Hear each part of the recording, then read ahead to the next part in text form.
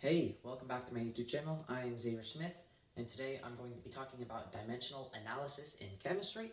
This is just kind of an introduction-ish. It's a little harder than an introduction, but it's not as hard as it could be.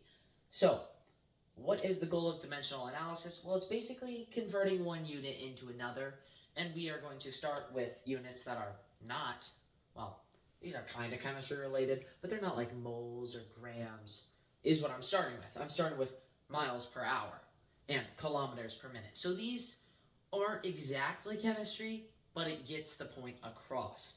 So we are going to try to convert 3.409 miles per hour into kilometers per minute. So how do we even set that up? Well, first, you'll take like the number we were given here, 3.409 miles per hour. And then basically the setup for dimensional analysis is just times, and then there's just a bar here. And what you want to do is every time you want to try getting rid of this denominator and changing it, here we have to change it into minutes, and then we have to get rid of this numerator and change it into kilometers. So how are we going to start? Make sure you have a calculator. If you want to do this by yourself, go ahead, you can pause the video and do it. But I am going to get started. So first, I'm going to change the hour into minutes, just because it's super easy to start off with. So we want to move this hour up here. Oh. So we move the hour up there, and that'll be 1 hour. And how many minutes, because we're changing into minutes, how many minutes are in an hour? Well, there's 60 minutes in an hour. All right, so we put 60 minutes down there. And then we times, and we're good. So we already have our minutes on the bottom. Now, how do we change miles to kilometers? Well, I've already put that 1 mile equals 1.6 kilometers. So since miles is in the numerator here, and we kind of need kilometers in the numerator and getting miles out, we have to put miles in the denominator.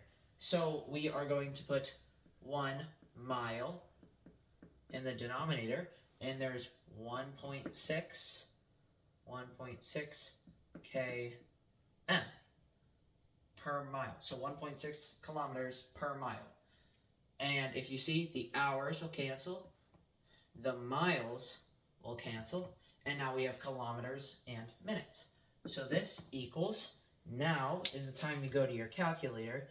You have to show this work, but then you're just like 3.409 times, I'm going to times it by 1.6, and then I'm going to divide that, that's about 5.45, divide that by 60, and that equals 0.091 like km per minute. But something about dimensional analysis is you have to use, like when you're multiplying all these significant numbers, you have to use the number you multiplied, like the variable you multiplied, that has the lowest amount of significant figures. So I will have a video on significant figures. This has 4 significant figures. This, 1 divided by 60, I'm not even going to check, but that's a few. And 1.6, that is 2 significant figures. So 2 significant figures is what we have to round to. So we are going to go, like I'm going to just drag this down.